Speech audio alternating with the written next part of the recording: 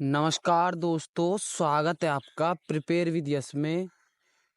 चलिए हिस्ट्री की सीरीज़ को आगे बढ़ाते हुए हम स्टार्ट करने जा रहे हैं सेन वंश को। जैसे कि क्लास में काफ़ी डिले हो गया, कुछ कारण रहे थे, लेकिन हाँ मैं ट्राई करता हूँ कि क्लास रेगुलर रहे। लेकिन कुछ दिक्कतें, कुछ समस्याएं आ जाती हैं जिनकी वजह से क्लास रेगुलर नहीं हो पाती है। जब तक आप पिछला रिवाइज कर सकते हैं।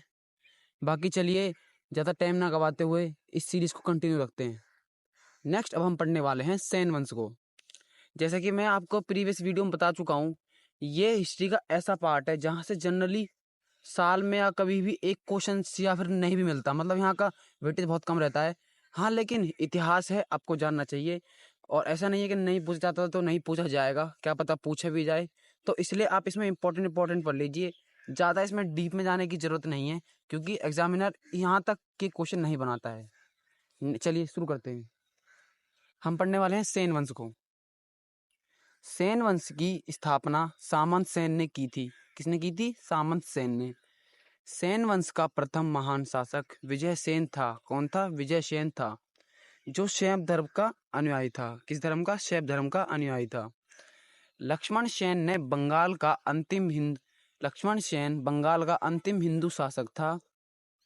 हलायुद्ध हलायुद्ध लक्ष्मण सेन का न्यायाधीश तथा मंत्री था। किसका? हलायुद्ध लक्ष्मण सेन का न्यायाधीश था। और लक्ष्मण सेन बंगाल का अंतिम हिंदू शासक था। लक्ष्मण सेन के दरबार में जयदेव रहता था, जिसने कि गीत गोविंद नामक पुस्तक को लिखा है। किसको? गीत गोविंद नामक पुस्तक को लिखा है। इम्पोर्टेंट इंपॉर्टेंट मार्क कर लीजिए अपनी बुक में से। अब नेक्स्ट पढ़ते हैं गुर्जर प्रतिहार वंश को। मिहिर भोज की ग्वालियर परिस्थिति में प्रतिहारों ने स्वयं को मर्यादा पुरुषोत्तम राम के अनुज लक्ष्मण का वंशज बताया है। किसका? राम के अनुज लक्ष्मण का वंशज बताया है। किसने? मिहिर भोज के ग्वालियर परिस्थितियों में प्रतिहारों ने। ओके। इस वंश की स्थापना हरिश्चंद्र नामक राजा ने की थी। किसने? राजा ने की थी। किंतु इस वंश का प्रथम वास्तविक महत्वपूर्ण शासक नागभट्ट था। नागभट्ट प्रथम था। कौन था? नागभट्ट प्रथम था। मिहिर भोज प्रथम 836 से लेके 885 ईसा तक इस वंश का प्रतापी शासक रहा। मिहिर भोज सबसे प्रतापी शासक था, जो कि 836 से लेके 885 तक रहा था। मिहिर भोज ने राष्ट्रकूट शासक कृष्णदेव द्वितीय को हराकर मालवा प्राप्त किया। किसे प्राप्त किया था? मालवा को प्राप्त किया था। मिहिर भोज वैष्णव धर्म अनुयायी था। किस धर्म को मानता था? वैष्णव धर्म को मानता था। मिहिर भोज ने अपनी राजधानी कन्नौज में बनाई थी। इंपॉर्टेंट मार्क कर लीजिए। मिहिर भोज के बाद उसके पुत्र महेंद्रपाल प्रथम, जो कि 885 से 910 ईसा तक ने शासन किया। किसने? मिहिर भोज के पुत्र महेंद्रपाल ने किया था। आई होप सारी चीजें क्लियर हो रही होंगी। गुर्जर प्रतिहार वंश का अंतिम शासक यशपाल था। कौन था? यशपाल। अंतिम शासक यशपाल। इंपॉर्टेंट मार्क कर लीजिए। देखिए नेक्स्ट हम पढ़ने वाले हैं तोमर वंश को। तोमर वंश की स्थापना अनंगपाल तोमर ने की थी। किसने? अनंगपाल तोमर। इंपॉर्टेंट है। अनंगपाल तोमर ने दिल्ली नगर की स्थापना की और इसे अपनी राजधानी बनाया। क्या बनाया था? दिल्ली की स्थापना की और इसे ही अपनी राजधानी बना ली। इंपॉर्टेंट है, मार्क कर लीजिए। शाकंभरी का चौहान वंश। शाकंभरी का चौहान वंश। चौहान वंश की स्थापना वसुदेव ने अजमेर के निकट शाकंभरी में की। कहाँ की थी? शाकंभरी में की थी। इसका नाम क्यों पड़ा है? क्योंकि शाकंभरी में स्थापना की थी और शाकंभरी का चौहान वंश इसलिए नाम पड़ा है। वसुदेव ने अपनी राजधानी अहिछत्रपुर में स्थापित की थी। कहाँ पर? अहिछत्रपुर में स्थापित की थी। अजय राज, जो कि पृथ्वीराज के पुत्र थे, ने अजमेर नगर की स्थापना की। किसने की थी? अजय राज, जो पृथ्वीराज के पुत्र थे, उन्होंने अजमेर नगर की स्थापना की थी और इसे राजधानी बनाया था। विग्रहराज चतुर्थ की रचना का नाम हरिकेली या हरिकेल नाटक है। क्या है? हरिकेली या हरिकेल नाटक है। इसका दरबारी कवि सोमदेव था। दरबारी कवि कौन था? सोमदेव था। आई होप यहाँ तक की सारी चीजें आपको अभी तक क्लियर हो गई होंगी। बाकी इसमें कुछ याद करने जैसा नहीं है, लेकिन हाँ हिस्ट्री है, पढ़ना पड़ेगा। इस वंश का सबसे शक्तिशाली राजा बिरजागिरह चतुर्थ हुआ। इसने तोमर राजाओं को हराकर दिल्ली पर अधिकार कर लिया। 2.5 दिन का झोपड़ा, जो कि अजमेर में स्थित है, एक मस्जिद है, शुरू में यह विरजागृह चतुर्थ द्वारा बनवाया गया एक संस्कृत विद्यालय था। कैसा था? संस्कृत विद्यालय था। आई होप ये पॉइंट भी आपको क्लियर हो गया होगा। इस वंश का प्रसिद्ध राजा पृथ्वीराज तृतीय, कौन थे? पृथ्वीराज तृतीय थे। चंद्रबरदाई इनके दरबारी कवि थे जिसने पृथ्वीराज रासो लिखी है। क्या लिखी है? पृथ्वीराज रासो। और इनके दरबारी कौन थे? चंद्रबरदाई। इंपॉर्टेंट है, वेरी इंपॉर्टेंट है, मार्क कर लीजिए, एग्जाम में कई बार क्वेश्चन पूछा गया है। नेक्स्ट कुछ महत्वपूर्ण तथ्य देख लेते हैं हम। तराइन का प्रथम युद्ध 1191 ईसा पूर्व में पृथ्वीराज चौहान तथा मोहम्मद गौरी के बीच हुआ था। देखिए यहाँ से अरब आक्रमण स्टार्ट हो गया था। जैसे कि जब हम मिडाइवल हिस्ट्री पढ़ेंगे तो इसको भी जानेंगे कि ये कैसे आया था, इसने क्या किया था और ये युद्ध क्यों हुआ था। इस युद्ध में पृथ्वीराज चौहान की जीत हुई। मतलब तराइन फर्स्ट में तो पृथ्वीराज चौहान जीत जाते हैं, लेकिन जो तराइन सेकंड था उसमें पृथ्वीराज चौहान हार जाते हैं। तराइन की द्वितीय युद्ध जो कि 1192 ईसा पूर्व में पृथ्वीराज चौहान तथा मोहम्मद गौरी के बीच हुआ। इस युद्ध में पृथ्वीराज चौहान की हार हुई। क्या हुई थी? हार हुई थी। हार हुई। तराइन के द्वितीय युद्ध में विजय के पश्चात मोहम्मद गौरी ने पृथ्वीराज चौहान के पुत्र गोविंद को अपनी अधीनता में अजमेर का शासक बनाया। इसका मतलब क्या है? मतलब राजा तो गौरी था, लेकिन वो उस राजा ये भी था, गोविंद भी थे, लेकिन वो जो गोविंद थे वो उनके अधीन था, यानी उसके अंडर में काम करेंगे। अंडर मतलब कि उनके लिए ही काम करेंगे। आई होप सो आपको क्लियर हो गया होगा। चलिए नेक्स्ट, चंदेल वंश। इस वंश की स्थापना नन्नुक ने की थी। किसने? नन्नुक ने की थी। 9वीं शताब्दी में की थी। कब? 9वीं शताब्दी में। इनकी राजधानी खजुराहो थी। क्या थी? खजुराहो थी। इस वंश का प्रथम प्रतापी राजा यशोवर्मन था। इसने कन्नौज पर आक्रमण कर दिया और प्रतिहार राजा देवपाल को हराया था। किसको हराया था? देवपाल को हराया था। यशोवर्मन ने खजुराहो के प्रसिद्ध चतुर्भुज मंदिर, जो कि विष्णु मंदिर भी कहा जाता है, का निर्माण करवाया था। किसका? विष्णु मंदिर, चतुर्भुज मंदिर। कंदरिया महादेव मंदिर का निर्माण राजा विद्याधर ने कराया था। किसने कराया था? राजा विद्याधर ने। जब आप इसको जब स्टैटिक जीके में टेम्पल्स पढ़ेंगे उसमें और डिटेल में जानेंगे। हाँ, आप यहाँ पे याद कर सकते हैं, क्योंकि जो चीज जिससे रिलेट करती है वहां पर तो आपको उसको पढ़ना ही पड़ेगा। कंदरिया महादेव मंदिर किसने निर्माण करवाया था? राजा विद्याधर ने कराया था। विद्याधर एकमात्र ऐसा राजा हुआ जिसने मोहम्मद महमूद गजनवी का विरोध किया था। किसका? महमूद गजनवी का। देखिए जब मैं आपको मिडाइवल हिस्ट्री पढ़ाऊंगा, मोहम्मद गौरी, महमूद गजनवी, मैं आपको इन सब के बारे में बताऊंगा। महमूद गजनवी के बारे में बताया जाता है इसने भारत पर 17 बार आक्रमण किया। इसका 16वां आक्रमण सोमनाथ मंदिर पे हुआ था। इस तरह की कुछ बातें जो इंपॉर्टेंट है। मिडाइवल हिस्ट्री और मॉडर्न हिस्ट्री से काफी क्वेश्चन पूछ जाते हैं। हाँ, एंशिएंट हिस्ट्री का पार्ट कम रहता है और वेटेज कम रहता है, लेकिन सबसे कठिन एंशिएंट हिस्ट्री को ही माना जाता है। क्योंकि हम कवर करने आज हम शायद एंशिएंट हिस्ट्री कवर कर लें, फिर हम नेक्स्ट जब मिडाइवल हिस्ट्री पढ़ेंगे तो उसको हम बहुत ज़्यादा और ज़्यादा मेहनत के साथ और नोट्स के साथ और उसे बहुत मेहनत के साथ पढ़ेंगे। बस आप सपोर्ट दिखाते रहिए, मैं आपको क्लास और जल्दी लाने की ट्राई करूँगा। चलिए नेक्स्ट, विद्याधर ने गुज्जर प्रतिहार शासक राज्यपाल की हत्या कर दी थी। किसने? विद्याधर ने की थी। उसने महमूद गजनवी के सामने आत्मसमर्पण कर दिया था। महमूद गजनवी के सामने आत्मसमर्पण किसने किया था? विद्याधर ने किया था। इस वंश का अंतिम शासक परमार्दिदेव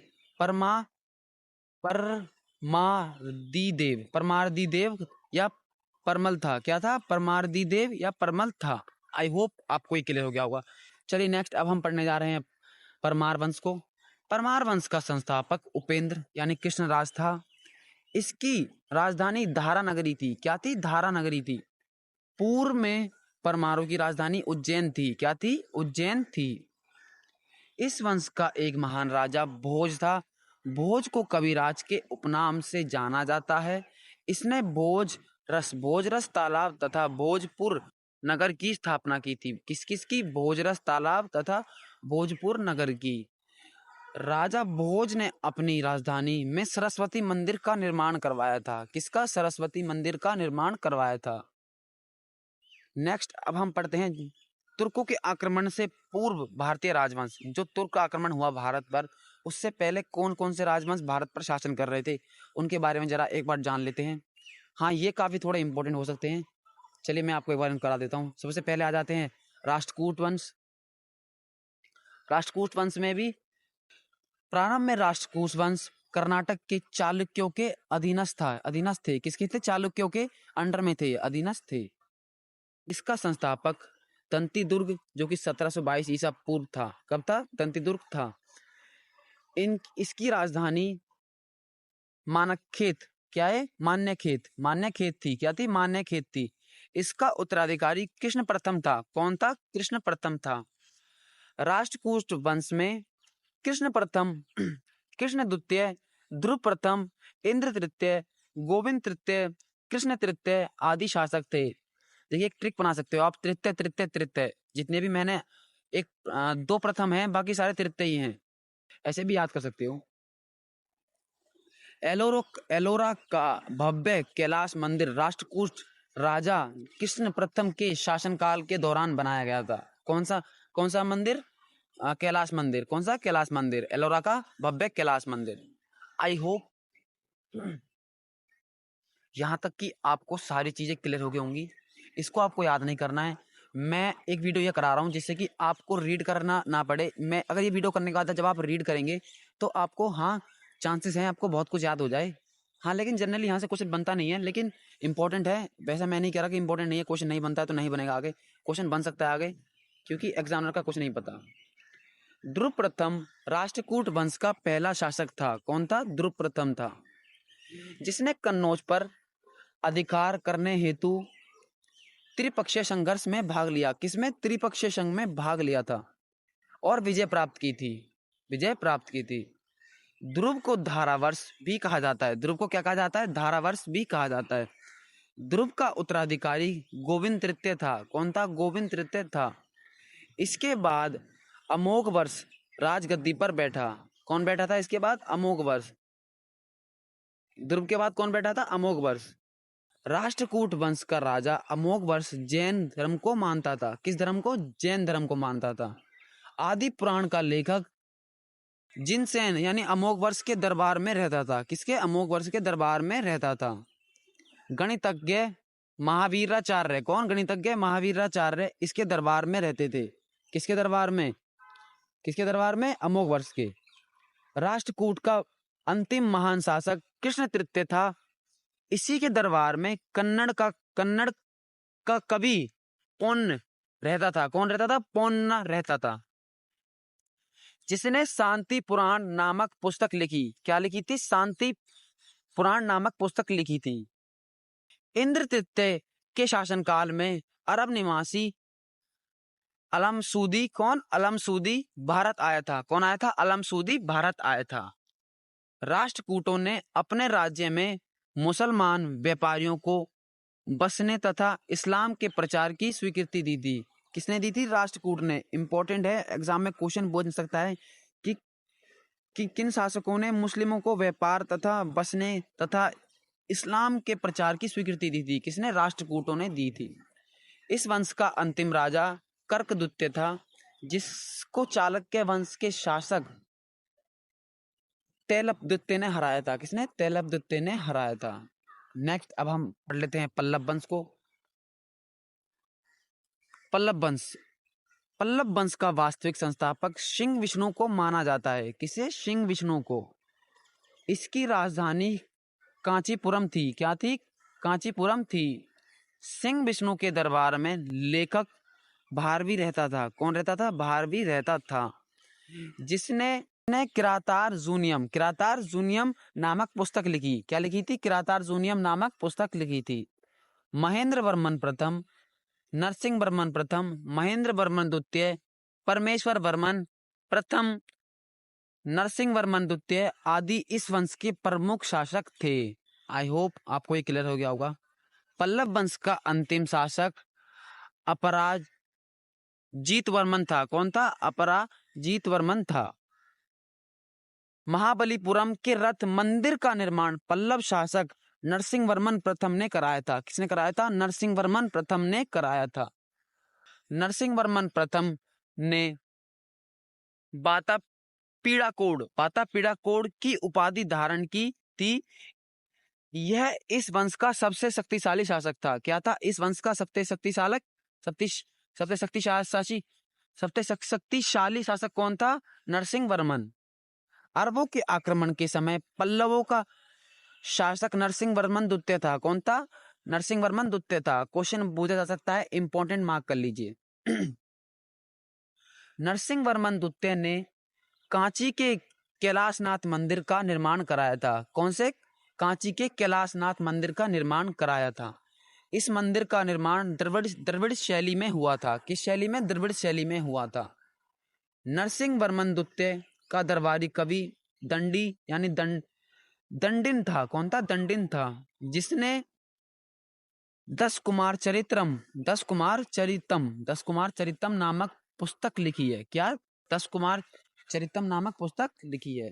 आई होप यहाँ तक की सारी बातें जितनी मैंने आपको बताई हैं डिटेल में, और ज़्यादा मैंने एक्सप्लेन नहीं किया है क्योंकि यहाँ पर नीड नहीं पड़ती है, सब कुछ आपको क्लियर हो गया होगी।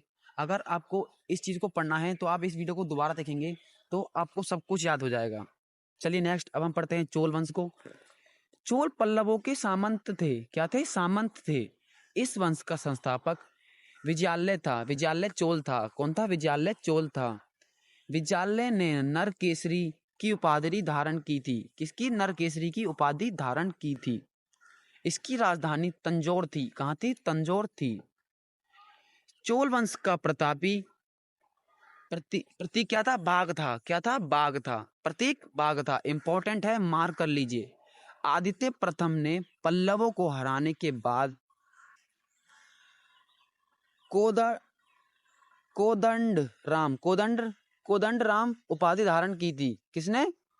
पल्लवों को हराने के बाद किसकी क्या उपाधि धारण करी थी? कोदंड राम उपाधि धारण की थी। राजा राज प्रथम ने श्रीलंका पर आक्रमण किया था। किसने? राजा राम प्रथम ने श्रीलंका पर आक्रमण किया था। राजा राम प्रथम शैव धर्म का अनुयायी था। किस धर्म का? शैव धर्म का अनुयायी था। आई होप यहाँ तक की जितनी भी बातें हैं सब कुछ आपको क्लियर हो गई होंगी। चलिए नेक्स्ट, आज हम इंडियन हिस्ट्री को खत्म कर देते हैं। तंजौर में राजा राजेश्वर मंदिर, जो कि बृहदेश्वर मंदिर, राजा राज प्रथम ने बनवाया था। किसने? राजा राज प्रथम ने बनवाया था। सबसे महान चोल शासकों में से एक राजा राज प्रथम ने 1985 ईस्वी से लेकर, हाँ ये मुझे थोड़ा क्लियर नहीं दिख रहा है, मैं आपको इसको कमेंट में क्लियर कर दूंगा या फिर आप अपनी बुक में देख लीजिएगा, यहाँ तक शासन किया था। चोल साम्राज्य का सर्वाधिक विस्तार राजेंद्र प्रथम ने किया था। किसने किया था? राजेंद्र प्रथम ने किया था। श्रीलंका में बौद्ध बिहारों को राजेंद्र प्रथम ने नुकसान पहुंचाया। बौद्ध बिहारों को नुकसान पहुंचाया था।